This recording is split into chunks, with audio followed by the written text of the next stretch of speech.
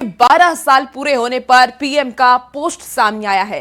पिछले 12 सालों में भारत ने कई बदलाव देखे हैं। प्रधानमंत्री नरेंद्र मोदी की तरफ से यह पोस्ट किया गया। 12 सालों में गरीबों और वंचितों का कल्याण हुआ। प्रधानमंत्री ने यह पोस्ट किया है। हम हमेशा अंत्योदय से प्रेरित रहे हैं, प्रधानमंत्री ने पोस्ट किया है।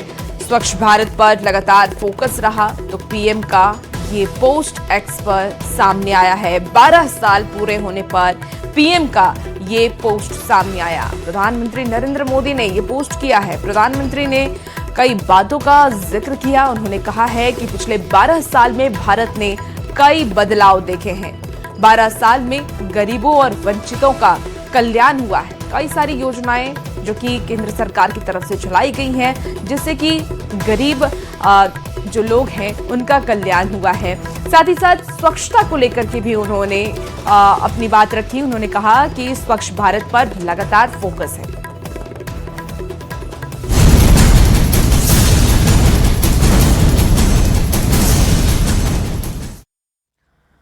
तो 10 जून 2026 को नरेंद्र मोदी लगातार निर्वाचित प्रधानमंत्री के तौर पर जवाहरलाल नेहरू का रिकॉर्ड पीछे छोड़ देंगे। लेकिन यह कहानी सिर्फ देश के भीतर की राजनीति तक सीमित नहीं है। ये उस भारत की कहानी भी है जिसकी आवाज आज दुनिया के बड़े मंचों पर पहले से कहीं ज्यादा गूंज रही है।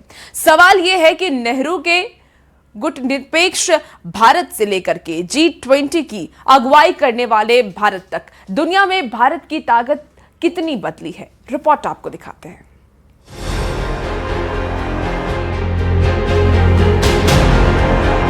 किसी भी देश की ताकत सिर्फ उसकी सेना या अर्थव्यवस्था से नहीं मापी जाती, बल्कि इस बात से भी तय होती है कि दुनिया उसकी बात कितनी गंभीरता से सुनती है। वैश्विक मंचों पर प्रभाव, कूटनीतिक पहुंच और अंतर्राष्ट्रीय स्वीकार्यता किसी भी नेतृत्व की बड़ी पहचान मानी जाती है। आजादी के बाद भारत ने अपनी विदेश नीति की मजबूत नींव रखी। जवाहरलाल नेहरू ने गुटनिरपेक्ष आंदोलन के जरिए भारत को एक स्वतंत्र वैश्विक पहचान दिलाने की कोशिश की। लेकिन पिछले एक दशक में भारत की विदेश नीति का फोकस वैश्विक साझेदारी, रणनीतिक संबंधों और विश्व राजनीति में बढ़ती भागीदारी पर ज्यादा दिखाई देता है। दावा है कि जहां नेहरू ने अपने कार्यकाल में 3 विदेशी संसदों को संबोधित किया, वहीं मोदी अब तक 19 विदेशी संसदों को संबोधित कर चुके हैं। G20 की मेजबानी, ग्लोबल साउथ की आवाज उठाने और प्रमुख वैश्विक मंचों पर सक्रिय भागीदारी को भी इसी बदलती कूटनीतिक तस्वीर का हिस्सा बताया जाता है। आंकड़े बताते हैं कि जवाहरलाल नेहरू को 2 विदेशी सम्मान हासिल हुए, जबकि पीएम मोदी को 30 अंतर्राष्ट्रीय सम्मान। लेकिन दुनिया में प्रभाव केवल भाषणों या सम्मानों से नहीं बनता, बल्कि लगातार बढ़ती विश्वसनीयता से बनता है। नेहरू के दौर में भारत नव स्वतंत्र देशों की आवाज बनकर उभरा था। आज भारत खुद को वैश्विक विकास, कूटनीति और रणनीतिक साझेदारी के महत्वपूर्ण केंद्र के रूप में स्थापित करने का दावा करता है। समर्थकों के लिए ये भारत के बढ़ते वैश्विक कद की कहानी है, जबकि आलोचक इसे उपलब्धियों के राजनीतिक प्रस्तुतिकरण के रूप में देखते हैं। लेकिन इतना स्पष्ट है कि विश्व राजनीति में भारत की मौजूदगी और महत्व आज पहले की तुलना में कहीं अधिक व्यापक दिखाई देता है।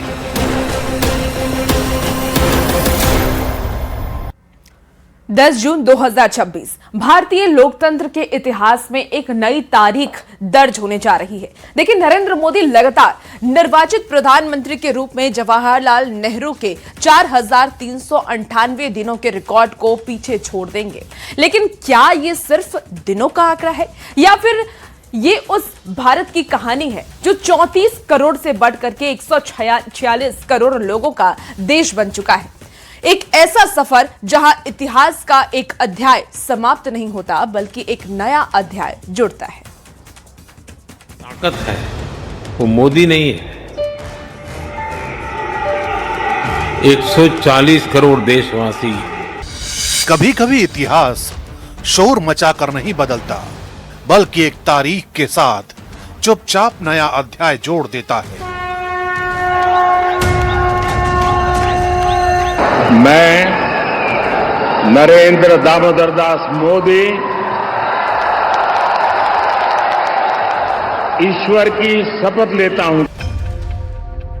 10 जून 2026 ऐसी ही एक तारीख बनने जा रही है।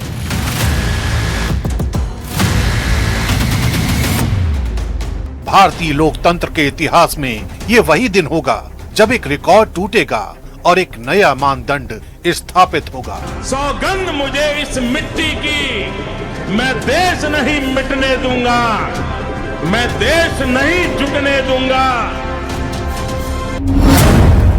इस ऐतिहासिक तारीख को प्रधानमंत्री नरेंद्र मोदी लगातार 4,399 दिनों तक देश की अगुवाई करने वाले भारत के सबसे लंबे समय तक सेवा देने वाले लोकतांत्रिक प्रधानमंत्री बन जाएंगे। ये रिकॉर्ड अब तक देश के पहले प्रधानमंत्री जवाहरलाल नेहरू के नाम था, जिन्होंने 1952 से 1964 तक लगातार 4,398 दिन देश की कमान संभाली।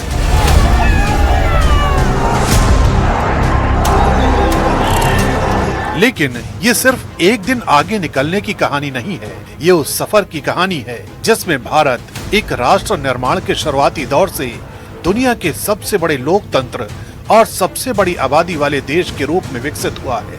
रिकॉर्ड के पीछे छिपी यही ऐतिहासिक पृष्ठभूमि इस उपलब्धि को और ज्यादा महत्वपूर्ण बनाती है। जब जवाहरलाल नेहरू ने देश का नेतृत्व संभाला, तब भारत की आबादी लगभग 34 करोड़ थी। आज ये संख्या 146 करोड़ से ज्यादा है। पहले आम चुनाव में केवल 53 राजनीतिक दल मैदान में थे, जबकि 2024 के चुनाव में 744 दलों ने हिस्सा लिया। तब मतदाताओं की संख्या 17 करोड़ के आसपास थी। आज ये दुनिया की सबसे बड़ी लोकतांत्रिक आबादी में बदल चुकी है और आज लगभग 100 करोड़ मतदाता हैं। नेहरू का दौर स्वतंत्र भारत की नींव रखने का दौर था, वही मोदी का दौर एक ऐसे भारत का दौर माना जा रहा है जो डिजिटल, वैश्विक और आकांक्षी भारत के रूप में खुद को स्थापित करने की कोशिश कर रहा है। 10 जून 2026 का दिन इसी वजह से सिर्फ एक संख्या का बदलाव नहीं है, ये भारतीय लोकतंत्र के दो बड़े अध्यायों के बीच खींची गई एक ऐतिहासिक रेखा है, जहां एक तरफ स्वतंत्र भारत के पहले प्रधानमंत्री हैं और दूसरी तरफ लगातार तीसरी बार जनादेश हासिल करने वाले प्रधानमंत्री नरेंद्र मोदी। 10 जून 2026 को प्रधानमंत्री नरेंद्र मोदी लगातार निर्वाचित प्रधानमंत्री के तौर पर जवाहरलाल नेहरू का रिकॉर्ड पीछे छोड़ देंगे। लेकिन ये सिर्फ राजनीतिक इतिहास का एक पड़ाव नहीं, ये उस भारत की कहानी भी है जिसने आर्थिक मोर्चे पर लंबा सफर तय किया है। दुनिया जब महामारी, युद्ध और आर्थिक अनिश्चितता से जूझ रही थी, तब भारत ने विकास की रफ्तार बनाए रखने का दावा किया।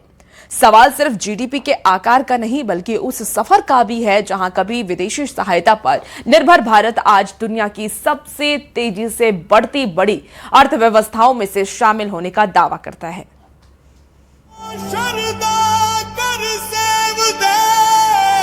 मैं कि दुनिया के किसी नेता को हाथ मिलाता हूं ना, तो मोदी हाथ नहीं मिलाता।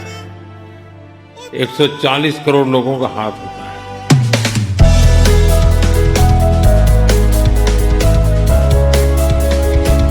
अर्थव्यवस्था की असली ताकत संकट के समय पर खी जाती है। कोविड, युद्ध, महंगाई और वैश्विक अनिश्चितताओं के दौर में भारत ने विकास की रफ्तार बनाए रखने का दावा किया। यही दावा आज भारत की आर्थिक यात्रा को दुनिया के सामने एक अलग पहचान देता है।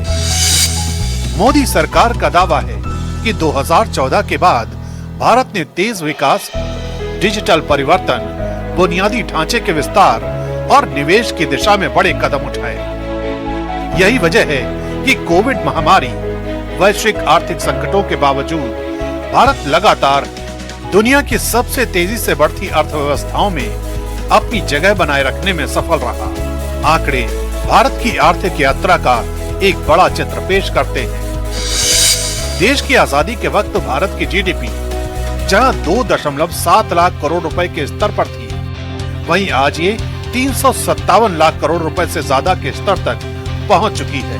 विकास दर के मोर्चे पर भी तुलना की जाती है कि जहां शुरुआती दशकों में औसत वृद्धि 3.5% से 4% तक सीमित रही, वहीं हाल के वर्षों में भारत ने 6.5 से 7% के आर्थिक विस्तार का दावा किया। खास बात ये कि ये प्रदर्शन उस वक्त दर्ज हुआ जब पूरी दुनिया महामारी, युद्ध, महंगाई और सप्लाई चेन संकट से गुजर रही। भारत की अर्थव्यवस्था को लेकर राजनीतिक विमर्श अब केवल विकास दर तक सीमित नहीं रह गया है। आज चर्चा डिजिटल भुगतान, एक्सप्रेसवे, मैन्युफैक्चरिंग, स्टार्टअप्स और वैश्विक निवेश की भी होती है। मोदी सरकार इसे नए भारत की आर्थिक पहचान बताती है, जबकि आलोचक रोजगार, आय असमानता और उपभोग से जुड़े सवाल उठाते हैं। लेकिन एक तथ्य निर्विवाद है कि भारत आज वैश्विक आर्थिक चर्चाओं के केंद्र में है। यही वजह है कि आर्थिक विकास की कहानी मोदी युग के सबसे महत्वपूर्ण राजनीतिक और प्रशासनिक नैरेटिव में से एक बन चुकी है।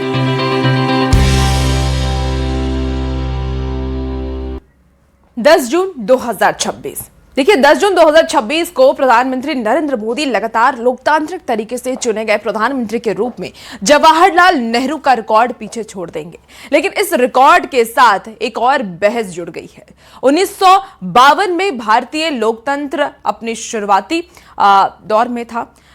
तब सिर्फ 53 राजनीतिक दल चुनावी मैदान में थे। जब 2024 तक ये संख्या 744 पहुंच गई। गठबंधनों और क्षेत्रीय दलों बढ़ती जन अपेक्षाओं के बीच सवाल यह है कि क्या आज की राजनीति नेहरू के दौर से कहीं ज्यादा कठिन और चुनौतीपूर्ण हो चुकी है?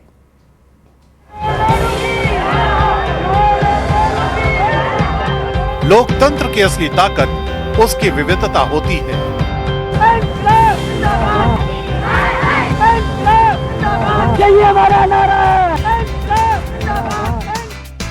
लेकिन यही विविधता समय के साथ चुनौती भी बन जाती है। आजादी के बाद के शुरुआती वर्षों में भारतीय राजनीति अपेक्षाकृत सरल थी। राष्ट्रीय स्तर पर कुछ ही राजनीतिक ताकतें थी और चुनावी मुकाबले भी सीमित दायरे में होते थे।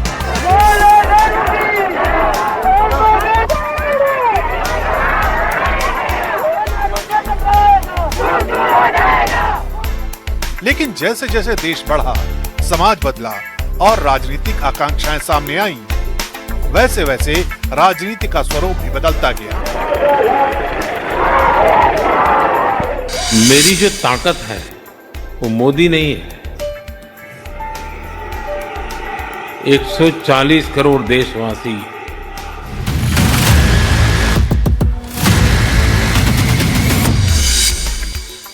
उन्नीस के पहले आम चुनाव में देश में केवल 53 राजनीतिक दल चुनावी मैदान में थे। लेकिन 2024 तक आते आते ये संख्या बढ़कर 744 तक पहुंच गई। 14 गुना बढ़ी, यानी 14 गुना राजनीतिक प्रतिस्पर्धा बढ़ गई।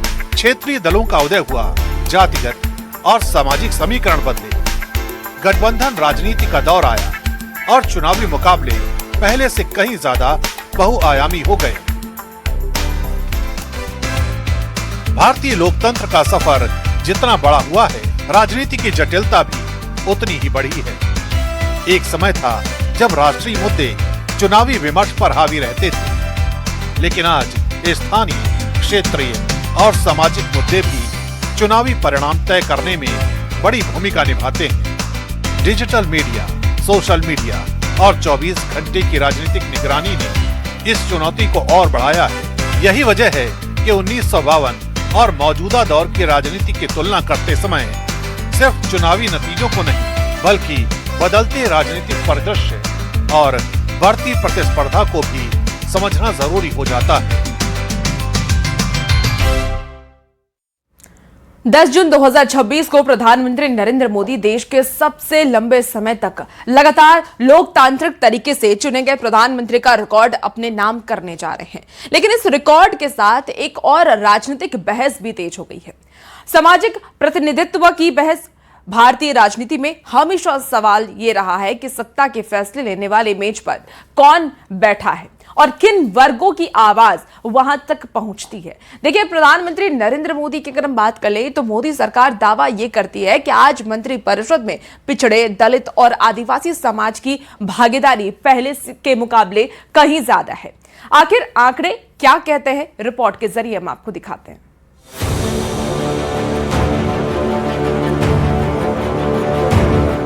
लोकतंत्र की सबसे बड़ी ताकत सिर्फ चुनाव नहीं, बल्कि प्रतिनिधित्व भी होता है। सत्ता में समाज का कौन सा वर्ग कितना दिखाई देता है, इससे राजनीतिक व्यवस्था की दिशा तय होती है। आजादी के बाद भारत ने लोकतांत्रिक संस्थाएं खड़ी की, लेकिन सामाजिक प्रतिनिधित्व का सवाल लंबे समय तक बहस का विषय बना रहा। जवाहरलाल नेहरू के तीसरे कार्यकाल यानी 1957 से 1962 के बीच मंत्रिपरिषद में पिछड़े और आदिवासी समुदायों की मौजूदगी बेहद सीमित थी। अनुसूचित जाति समुदाय से कुछ चेहरे जरूर दिखाई देते थे, लेकिन अनुसूचित जनजाति का प्रतिनिधित्व शून्य था। वहीं अन्य पिछड़ा वर्ग यानी ओबीसी समुदाय को आधिकारिक तौर पर कोई प्रतिनिधित्व नहीं मिला। यही वो दौर था जब काका कालेलकर आयोग की सिफारिशों को भी लागू नहीं किया गया, यानी सत्ता के शीर्ष ढांचे में सामाजिक विविधता सीमित दायरे में ही दिखाई देती थी। मोदी सरकार अपने तीसरे कार्यकाल की मंत्रिपरिषद को सामाजिक प्रतिनिधित्व का सबसे बड़ा उदाहरण बताती है। सरकार के मुताबिक मंत्रिपरिषद में 27 ओबीसी, 10 एससी और 5 एसटी समुदायों से आने वाले मंत्री शामिल हैं। दावा है कि लगभग 60% मंत्री पिछड़े और जनजातीय वर्गों से आते हैं। इसी नैरेटिव को महिलाओं के राजनीतिक प्रतिनिधित्व से भी जोड़ा जाता है, जहां महिला सांसदों की संख्या में बढ़ोतरी और नारी शक्ति वंदन अधिनियम को बड़े बदलाव के तौर पर पेश किया जाता है। समर्थकों के लिए ये सामाजिक न्याय के विस्तार की कहानी है, जबकि आलोचक इसे राजनीतिक सामाजिक इंजीनियरिंग का हिस्सा मानते हैं। लेकिन इतना तय है कि प्रतिनिधित्व की बहस आज भारतीय राजनीति के सबसे अहम मुद्दों में से एक बन चुकी है। देखिए, बागेश्वर धाम